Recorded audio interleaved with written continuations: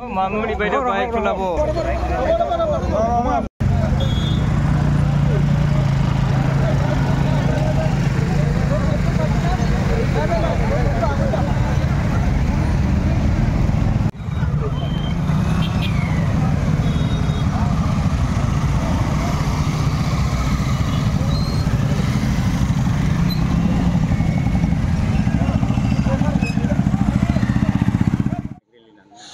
दिनै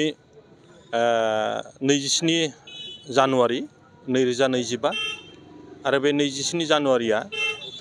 जोंनि बर' माहारि लोगोसे बिटिआर ओनसोल आरो आसाम सरकार आरो भारत सरकारनि थाखाय मोनसे गोसोखांथावना जारिमिननि सान मानो होनोब्ला थांनाय 2020 मायथाइनि 27 जानुवारियाव दिनैनि दिनावनो एनडिएफबिनि मोनब्रै फेक्सन लोगोसे दुलाराय बर' फरायसा आफाद बे आफादफोरा लोगो नांनानै आसाम सरकार आरो भारत सरकारजों बिटिआर गोरोबथा थांनाय 2020 मायथाइनि 27 जानुवारियाव बे जादोंमोन आरो थांनाय बे बोसोरब्रैयाव जितु दिनै बोसोरबा जाबाय बे बोसोरब्रैयाव सुक्ति जानायनि बिटिआर सुक्ति जानायनि उनाव जेसेबांखिनि बेयाव हाथियार लानायजों लोगोसे गणतान्त्रिक भावे जि आन्दलन खालामदोंमोन बे आन्दलन खालामनायफोरनि जेसेबांखिनि माने अधिकारफोर दं बे अधिकारफोरखौ सुक्ति खालामखांनायनि उनाव मोनसेनि उनाव मोनसे गासैबो दफाफ्रा दिनै मावफुंजानायनि उनाव बे ओनसोलाव थांनाय प्राय 50 बोसोर 50 बोसोरनिबो बारा जि सेपारेट स्टेटनि आन्दलन मोनसे जाबाय थादोंमोन बा गणतान्त्रिक भावेनो जा बा हाथियार सोमावसारनायनि जा बे आन्दलनफोरनि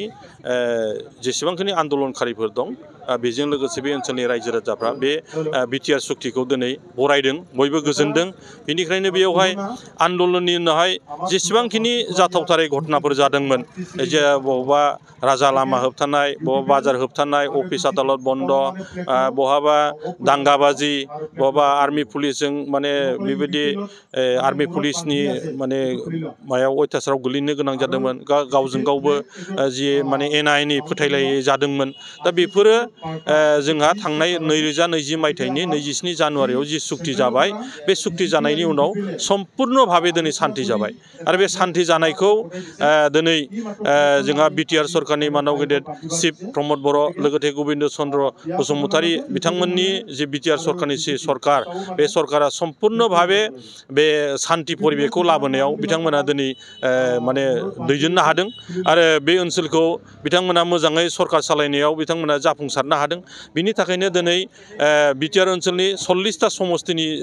जेसेबांखिनि समस्तिनि रायजो राजाफोर दं लोगोसे आप टु गफुरसिमहालागै जि बारायबाय सिमा बारायबाय बे ओनसोलनि रायजो राजाफ्रा दिनै गासैबो बर' माहारिजों लोगोसे गासैबो हारि हारिसाफ्रा गासै 26टा हारिफोर दङ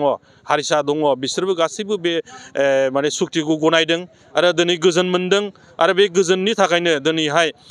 नैबे 27 जोंहा जानुवारिया जोंनि सुक्तिनि दिन बिटिआर सुक्तिनि दिन बे सुक्तिनि दिनाव सान्तिखौ मोजां मोननानै बा सान्ति परिबेक जानायनि उनाव दिनै जौगानायखौ मोजां मोननानै बा दिनै माने बिटिआर सरकारखौ मोजां मोननानै बयबो दिनै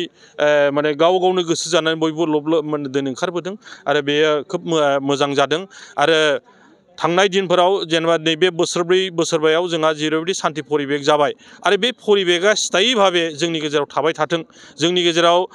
हारि हिसाबै जों अनलायनाया थाथों खौसेया थाथों जौगानाया फैथों बयनियावबो माने शिक्षा दिक्षाया मोजां जाथों जों बेखौ आसा खालामदों आरो बेखौ आसा खालामनानै फैबाय थानाय दिनाव जाहाथे बे सान्ति परिबेकआ बे सान्तिनि सुक्तिनि उनावहाय जिथु फैबाय बे रेलिनि गेजेरजों बे बिटिआर ओनसोलनि जेसेबां जनसाधारन दं लोगोसे नर्थ इस्टनि बा इन्डियानि मानसिफोरजों जों फोरमायनो नागिरदों जे बिटिआर सुक्तिया मोनसे साक्सेसफुल सुक्ति आरो बे खोब जाफुंसारनाय सुक्ति आरो बेखौ जों दिनै आन्दलनकारि हिसाबै जाथि हिसाबै हारि हिसाबै बा आफादनि दैदेनगिरि हिसाबै जों बेखौ गनायना लानायजों लोगोसे दुलाराय रायजो राजाफ्राबो गुबुन गुबुन माहारिनि मानसिफ्राबो दिनै बेखौ बरायना लादों होननानै जोङो दिनैहाय फोरमायनो सानदों आरो बेयो जाहाथे स्थायी जाहाथे जोंनि गेजेराव थाबाय थायो जों बेखौ दिनैनि बे सान्ति रेलिनि गेजेरजों जों बेखौ माने हास्थायदों।